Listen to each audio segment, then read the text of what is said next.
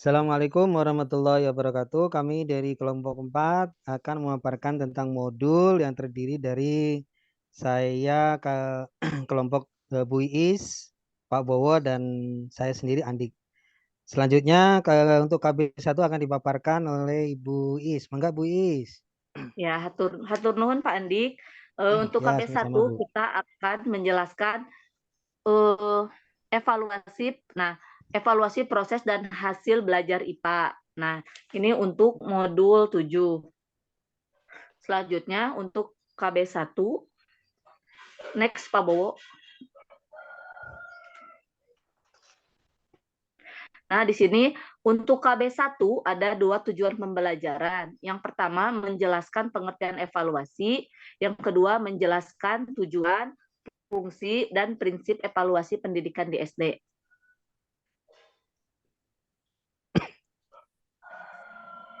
Nah, di KB1, evaluasi pendidikan di SD, pengertian, tujuan, fungsi, dan prinsip evaluasi. Di sini, dalam KTSP, ya, kurikulum tingkat satuan pendidikan, nah, penilaian itu atau bisa disebut dengan evaluasi, ya, yang selalu kita lakukan setelah melakukan pembelajaran. Di sini apa tujuan evaluasi atau penilaian?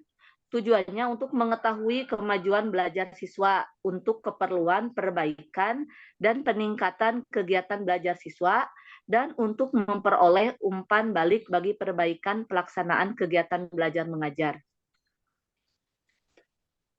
Next. Nah, selanjutnya, apa perbedaan pendidikan dan pengajaran? Nah, pendidikan itu adalah peningkatan kemampuan yang diperoleh siswa tidak hanya dari guru saja, tapi bisa dari lingkungan sekitar. Sedangkan pengajaran itu adalah peningkatan kemampuan yang didapatkan oleh siswa hanya dari guru saja ketika proses belajar. Di sini menurut Ki Hajar Dewantara ada tujuan, ya, tujuan pendidikan, yaitu mengembangkan cipta, rasa, dan karsa. Selanjutnya, ini ada tujuan pendidikan yang kita kenal dengan taksonomi Bloom, ya. Ada 3 ranah yang kita kembangkan, yang dikembangkan. Yang pertama, ranah kognitif. Nah, ranah kognitif ini artinya bagaimana proses berpikirnya. Yang kedua, ranah afektif, bagaimana sikapnya. Dan yang ketiga, ranah psikomotor atau lebih kepada keterampilan siswa. Nah, selanjutnya Pak Bowo. Di sini ada juga tujuan berdasarkan Pendidikan Nasional nomor 22 tahun 2006. Di antaranya, yang pertama, kerangka dasar dan struktur kurikulum yang merupakan pedoman dalam penyusunan kurikulum pada tingkat satuan pendidikan. Yang kedua, beban belajar bagi peserta didik pada satuan pendidikan dasar dan menengah. KTSP yang akan dikembangkan oleh satuan pendidikan berdasarkan panduan penyusunan kurikulum sebagai bagian yang tidak terpisahkan dari standar isi. Dan yang terakhir, kalender pendidikan untuk penyelenggaraan pendidikan pada satuan pendidikan jenjang pendidikan dasar dan menengah. Next. Nah, selanjutnya, bagaimana kita mendapatkan evaluasi atau penilaian siswa? Maka yang langkah pertama yang harus dilakukan guru adalah membuat RPP, ya, membuat rancangan pelaksanaan pembelajaran. Ketika RPP sudah dibuat, maka selanjutnya di RPP itu dimuat metode apa yang kita gunakan, strategi apa yang kita gunakan, alat bahan apa yang kita gunakan. Setelah itu baru ke proses pembelajaran. Ketika proses pembelajaran, nah pada akhir pembelajarannya, nah pada akhir pembelajaran diadakan penilaian atau evaluasi. Taylor menyatakan bahwa hasil evaluasi memberi masukan pada kualitas proses pembelajaran dan kualitas tujuan yang telah dicapai. Nah, jadi evaluasi ini supaya kita mengetahui apakah proses pembelajarannya baik atau tuntas. Nah, terus bagaimana tujuannya, tujuan pembelajarannya, apakah sudah tercapai atau belum. Nah, semua itu bisa didapatkan dari evaluasi. Terus untuk mengetahui kemampuan peserta didik, maka diperlukan tes. Nah, jadi supaya kita tahu apakah proses pembelajarannya berjalan dengan lancar, apakah siswanya paham, maka perlu dilakukan tes. Nah, apabila hasil tesnya baik, bagus gitu ya, maka bisa dilanjutkan ke pembelajaran selanjutnya. Tapi apabila hasil tesnya kurang baik, maka ada dua kemungkinan. Yang pertama, guru harus mengulang pembelajaran dengan menggunakan metode yang tepat apabila proses pembelajarannya kurang baik atau kurang tepat. Jadi ketika hasil penilaian anak itu kecil gitu ya, ketika tesnya kecil, maka kita lihat apakah metodenya yang salah. Kalau salah, maka harus mengulangi dengan metode yang tepat. Yang kedua, hasil evaluasi kurang baik bukan disebabkan metode, tapi karena kompetensi yang terlalu tinggi. Nah, maka pembelajaran harus diulangi dengan berpedoman pada kompetensi yang lebih rendah atau yang menjadi prasyarat. Nah, proses penyempurnaan hasil evaluasi ini disebut dengan evaluasi proses atau evaluasi formatif. Nah, jadi ketika kita sudah melakukan tes dan hasilnya misalkan hasil siswanya kurang baik, maka dilakukan bisa mengulang pembelajaran ya. Nah, maka itu disebut dengan evaluasi formatif. Selanjutnya Pak Bowo. Nah, di sini ada tabel 7.1. Nah, di sini ada tabel yang menggambarkan pertemuan 1 jam pelajaran yang diakhiri dengan evaluasi formatif. Kita bisa lihat di tabel ini bahwa ada 6 tujuan ya yang diteskan kepada siswa. Dan ada 4 tujuan yang dinyatakan sudah baik gitu ya, prosesnya sudah baik karena hasilnya bagus.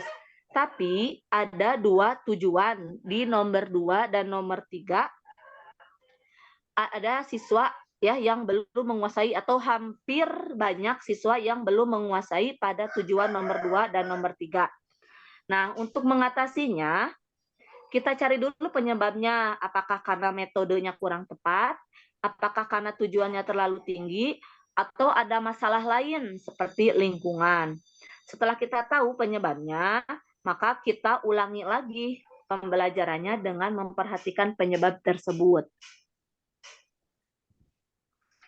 Next, Pak Bowo.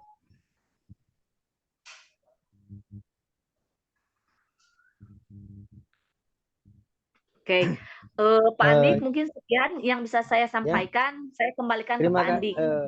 Terima kasih Bu Is. Selanjutnya untuk KB2 akan dipaparkan oleh Bapak Bowo. Silakan Pak Bowo.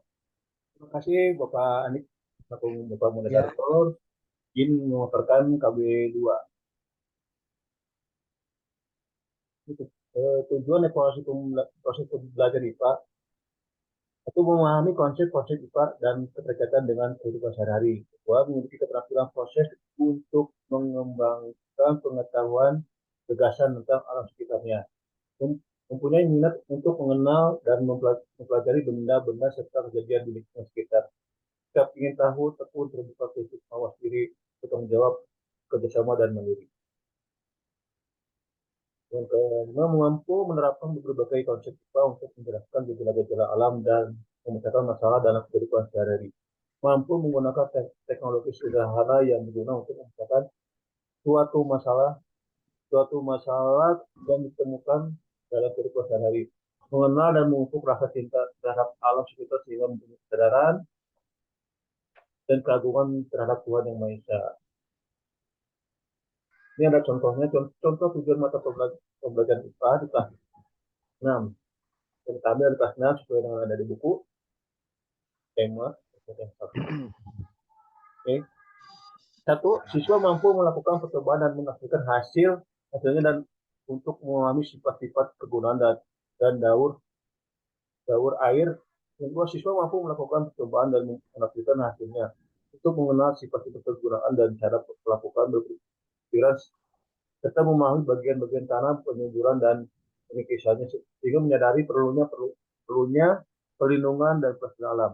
Siswa memahami susunan sifat dan kegunaan udara serta pengertian atmosfer dengan melakukan percobaan pengalaman dan menafsirkan segala informasi. Contoh yang contoh, contoh yang tadi, mengupas siswa mengenali penafsiran susunan tubuh, fungsi dan kekuatan angka serta tanda pertumbuhan makhluk hidup dengan menafsirkan informasi dan hasil pengamatan. Siswa mampu melakukan percobaan untuk memahami bunyi dan sifatnya. Siswa dapat mengembangkan kemampuan merancang dan membuat karya berupa benda atau sistem sederhana yang menerapkan pengetahuan tentang air, udara, dan bumi. Ini merupakan salah satu contoh dari tujuan pembelajaran tujuan evaluasi mengenai konsep keseharian IPA.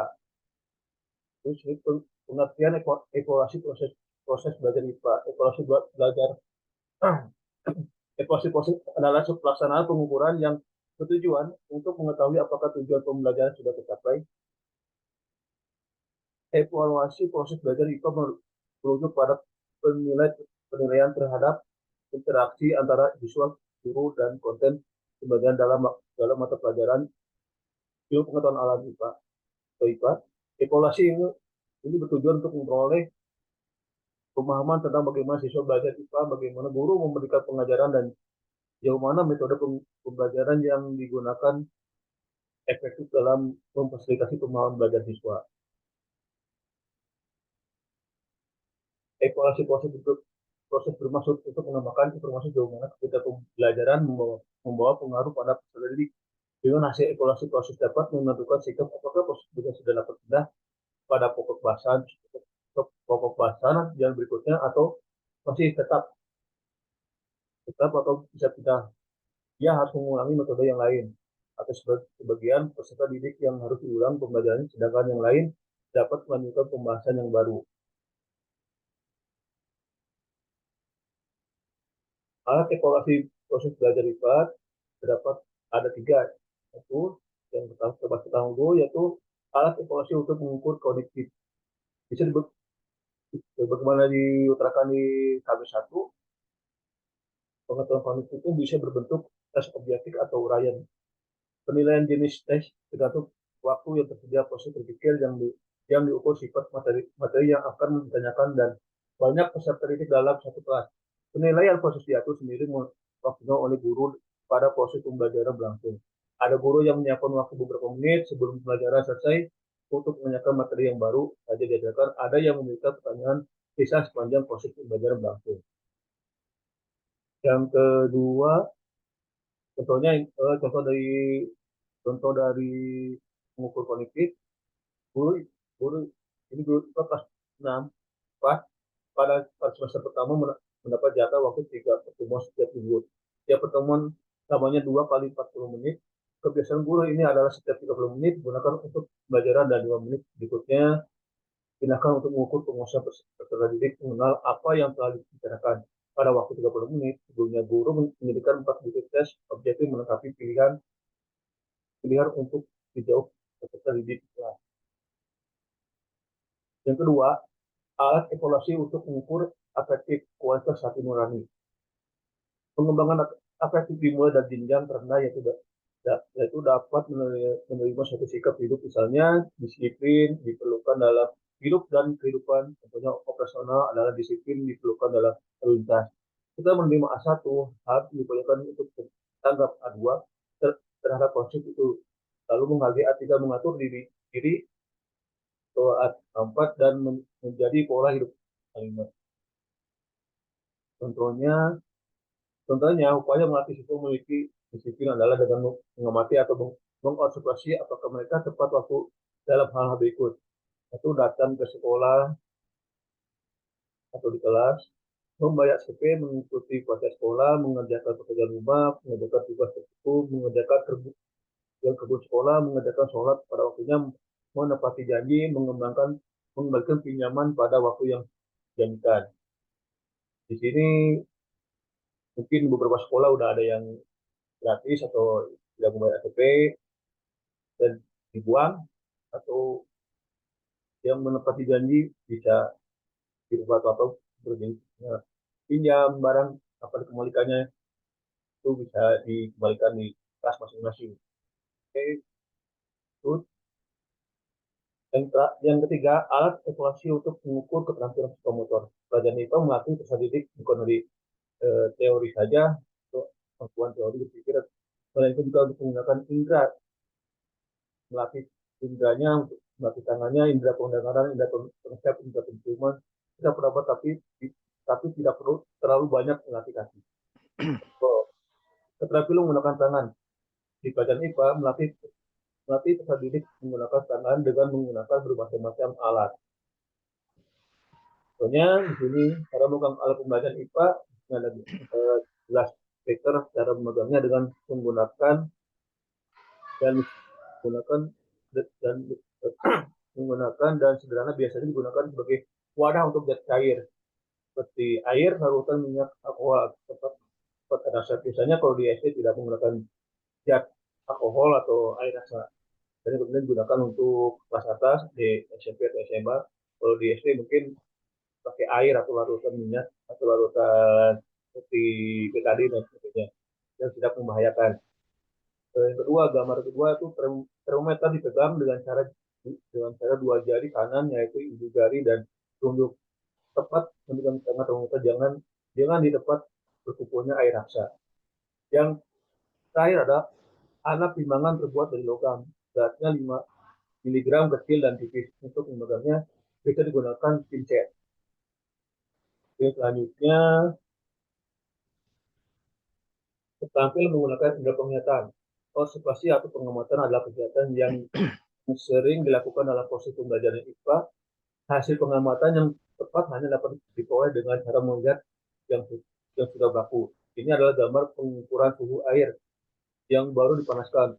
Untuk mengetahui dengan tepat, si pembaca harus meletakkan matanya sampai sama tinggi dengan permukaan air raksa dalam termometer. Kalau muatan lebih rendah atau tinggi, hasil pembacaan akan keliru. Itu diperlukan latihan. Biasanya kalau di anak SD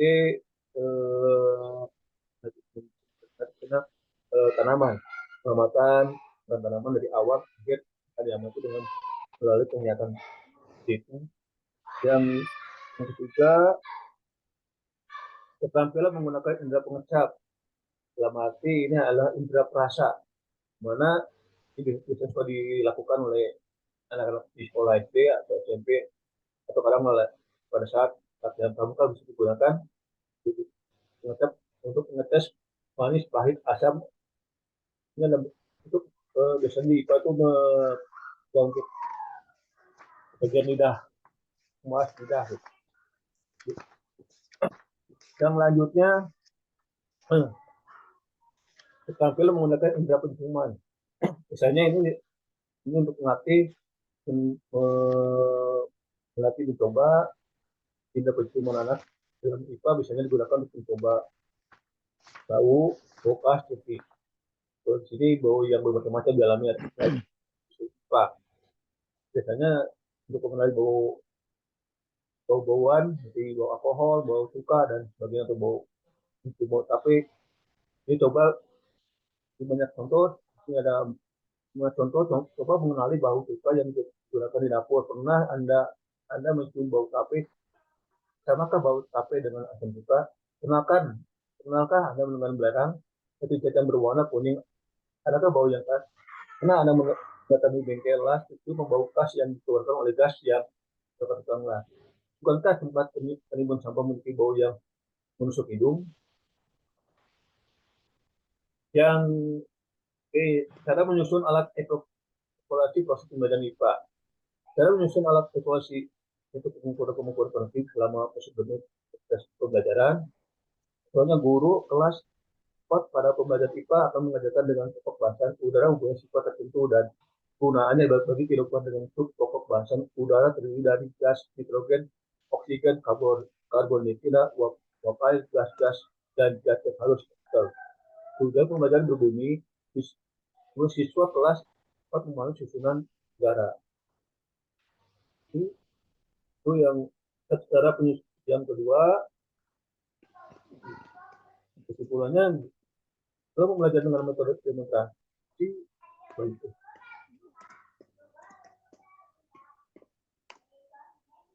Oke, jadi kesimpulannya dari yang tadi itu menggunakan metode demonstrasi. Setelah pembelajaran dengan metode itu masih agak eksperimen, siswa telah dapat menyebutkan bahwa udara adalah campuran bermacam-macam gas. Dua, menyebutkan bahwa bagian terbesar dari udara adalah hidrogen dan oksigen. Tiga, menjelaskan bahwa gas yang bercampur di udara dapat berubah komposisinya sesuai dengan lingkungan udara tersebut. Keempat, menjelaskan kadar uap air di udara tidak selalu tetap. Kelima, menunjukkan cara untuk menentukan ada tidaknya oksigen di udara. Menyebutkan bahwa udara tidak ada bau, tidak ada rasanya, dan tidak ada warnanya.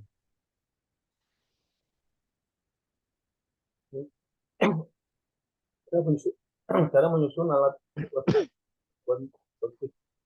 dalam proses pembelajaran maupun selain pada ranah psikomotor, antara lain menelukukan gelas pada lilin yang sedang terbakar dan terapung di atas air, mengukur perbandingan volume udara yang digunakan lilin yang terbakar, melakukan beberapa kali pengamatan yang hasilnya relatif sama, melakukan percobaan yang membuktikan adanya uap air di udara, melakukan percobaan yang membuktikan kadar oksigen di udara. Atau upaya pengukuran. Satu, ranah kognitif, untuk mengetahui bahwa kemampuan pada ranah kognitif benar-benar telah dikuasai oleh peserta didik. Jadi guru dapat bertanya secara lisan atau tuliskan. Pertanyaan lisan yang ditentukan antara lain, misalnya campuran gas apa saja yang terdapat di udara, gas apakah yang volumenya paling banyak di udara, berapakah perbandingan gas oksigen terhadap gas hidrogen di udara. Di udara. Pertanyaan di atas mengukur kemampuan ingatan C1 jika berhasil dijawab oleh siswa yang kurang mampu di kelas, maka dapat diasumsikan siswa lain telah menguasai juga. Contoh pertanyaan tertulis. Kalau tidak bertanya dalam bentuk tulisan, maka bisa memberikan pertanyaan tersebut. Guru dapat membuat pertanyaan berikut. Jelaskan mengapa perbandingan volume oksigen dengan volume oksigen di udara selalu tetap, walaupun udara tersebut diambil dari tempat A ataupun dari tempat B. Jelaskan mengapa perbandingan volume oksigen terdapat volume nitrogen tidak berubah walaupun di tempat sampah yang berbau busuk. Contoh upaya pengukuran. Di ranah psikomotor, kegiatan ada dua, kegiatan yang dilakukan. Tiga, memilih alat dan bahan yang diperlukan, seperti memilih lilin yang cocok, gelas, tumpuk, tempat lilin yang harus ya. Cara menyalakan lilin, cara meletakkan batang. Yang keempat, cara menuangkan air ke dalam bejana, cara menelungkupkan gelas kosong di lilin, cara memberikan tanda permukaan air pada gelas sebelum dan sesudah percobaan, memberikan kembali alat dan bahan yang digunakan, menyimpan kembali bahan dan alat yang telah digunakan. Oke, di sini ada contoh format observasi kualitas keterampilan dari aspek penelitian dan aspek belajar tadi. Kita di lilin tadi, bukan lilin, ini ada contohnya. Jadi lihat, ini ada 9 kegiatan dalam percobaan lilin ditutup dengan gelas. Selanjutnya, contoh upaya pengukuran analisis penilaian dapat dilakukan dengan skor sikap tegang rasa, tidak memaksakan, kehendak mau menerima pendapat orang lain, tidak mudah tersinggung, bersedia menjalin percakapan dan lain. Dapat dibuat lembar observasi sebagai berikut. Nah, ini contohnya nomor observasinya dalam proses kepribadian. Ini dimasukkan.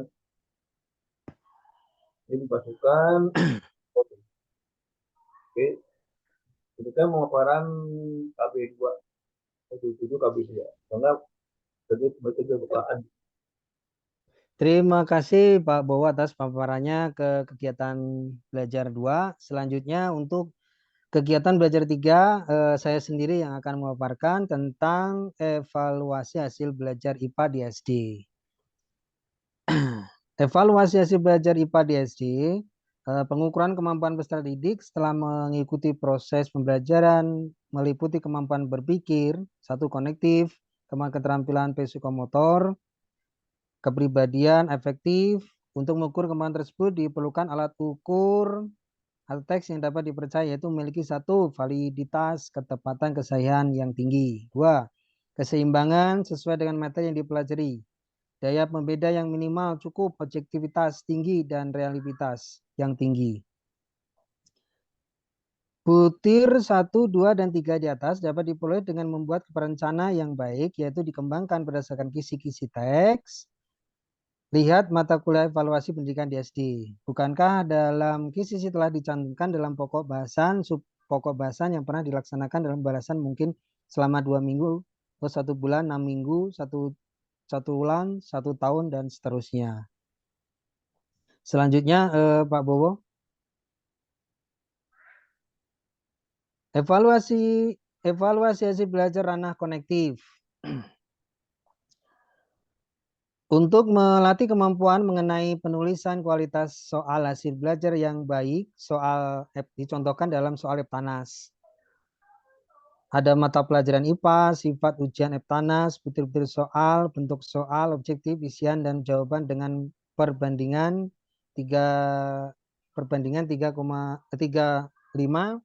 dibanding 10 dibanding 5. Materi biologi fisika antariksa, materi yang diberikan dari kelas perbandingan materi biologi antariksa dengan perbandingan 20, 19, 11.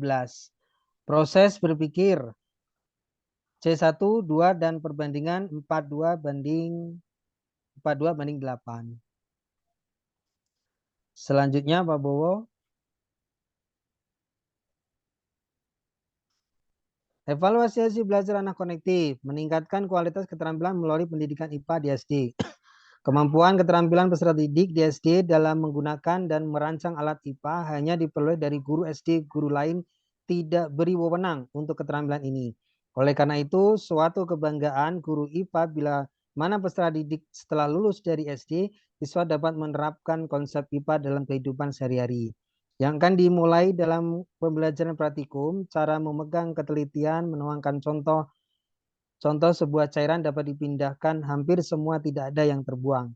Waktu pelaksanaan hasil akhir yang baik, materi yang diobservasikan pada waktu evaluasi proses lebih rinci daripada waktu evaluasi hasil.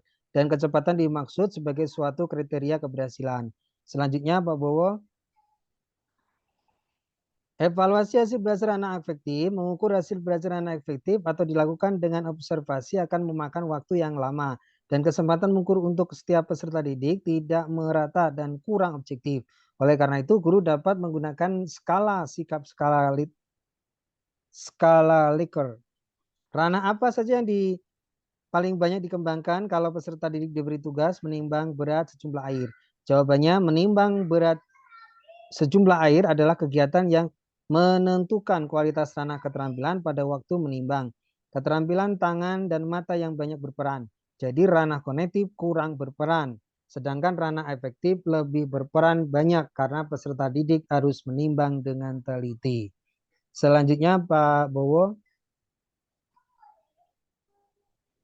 Selanjutnya, pendalaman pemahaman, tujuan, mengetahui ranah penilaian. Pertanyaan, bagaimana pada waktu membuat larutan garam? Membuat larutan garam yang paling berperan adalah ranah keterampilan. Membuat larutan dengan 1,5 pemikiran, yaitu ke setiap 5 gram. Kalau air 25 gram, peserta didik harus menghitung berat gula yang harus dihitung. Selanjutnya Pak Bowo.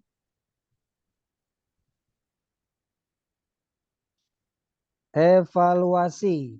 Tentang evaluasi penilaian psikomotor.